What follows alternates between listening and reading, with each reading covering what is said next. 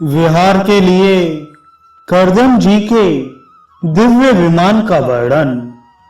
मैत्रेय जी कहते हैं, विदुर जी, कर्दम मुनि ने अपनी प्रिया की इच्छा पूर्ण करने के लिए उसी समय योग में स्थित होकर एक विमान रचा जो इच्छा अनुसार सर्वत्र जा सकता था। यह विमान सब प्रकार के इच्छित भोग सुख प्रदान करने वाला अत्यंत सुंदर, सब प्रकार के रत्नों से युक्त, सब संपत्तियों की उत्तरोत्तर वृद्धि से संपन्न तथा मणिमय खंभों से सुशोभित था।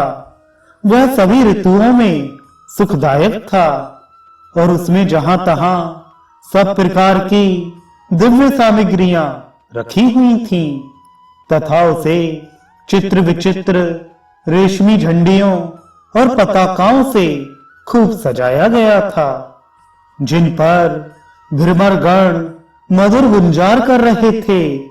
ऐसे रंग बिरंगे पुष्पों की मालाओं से तथा अनेक प्रकार के सूती और रेशमी वस्त्रों से वह अत्यंत शोभायमान हो रहा था। एक के ऊपर एक बनाए हुए कमरों में अलग अलग रखी हुई शैया, पलंग, पंखे और आसनों के कारण वह बड़ा सुंदर जान पड़ता था।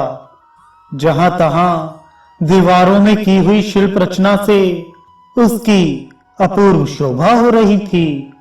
उसमें पन्ने का फर्श था और बैठने के लिए मूंगे की वेदियां बनाई गई थीं। मूंगे की ही देहलियां थीं। उसके द्वारों में हीरों के किवाड़ थे तथा इंद्रनील मणि के शिखरों पर सोने के कलश रखे हुए थे। उसकी हीरे की दीवारों में बढ़िया लाल जड़े हुए थे जो ऐसे जान पड़ते थे मानो विमान की आंखें हों, तथा उसे रंग बिरंगे चंदोवे और बहुमूल्य सुनहरी बंदरबारों से सजाया गया था।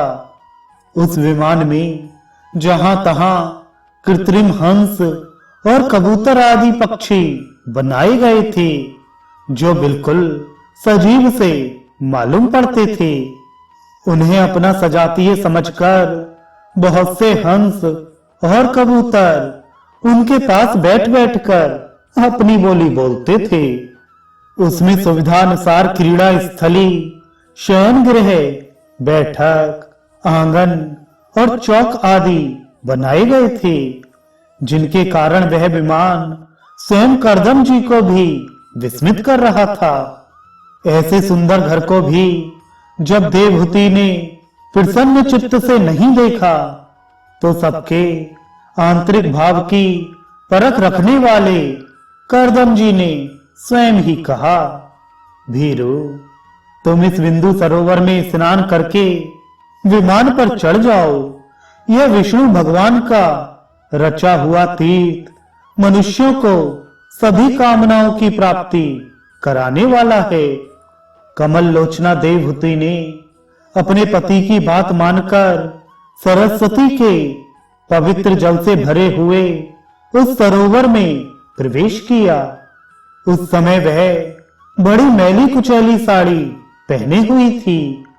उसके सिर के बाल चिपक जाने से उनमें लटें पड़ गई थीं।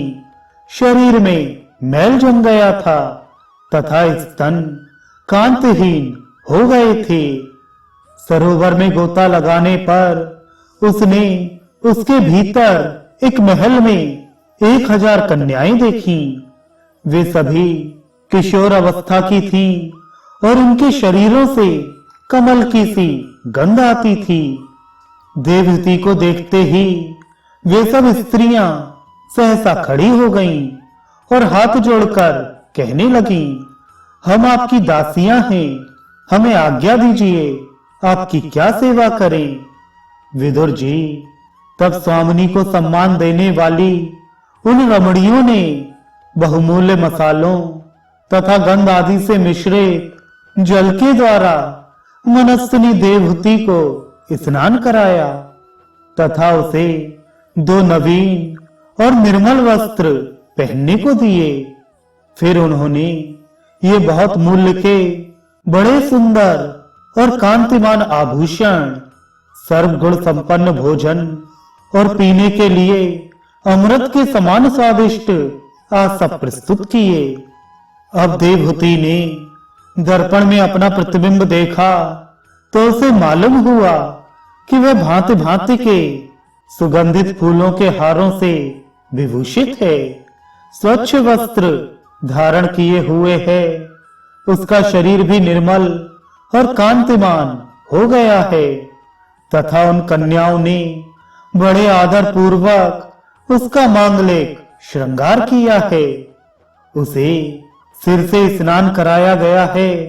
स्नान के पश्चात अंग अंग में सब प्रकार के आभूषण सजाए गए हैं तथा उसके गले में हार हुमेल, हाथों में कंकड़ और पैरों में छमछमाते हुए सोने के पायजेब सुशोभित हैं। कमर में पड़ी हुई सोने की रत्न जटित करधनी से, बहुमूल्य मणियों के हार से और अंग अंग में लगे हुए कुमकुम आदि मंगल द्रव्यों से उसकी अपूर्व शोभा हो रही है। उसका मुख सुंदर दंतावली, मनोहर भौहें, कमल की कली से स्पर्धा करने वाले प्रेम कटाक्षमय सुंदर नेत्र और नीली अलकावली से बड़ा ही सुंदर जान पड़ता है।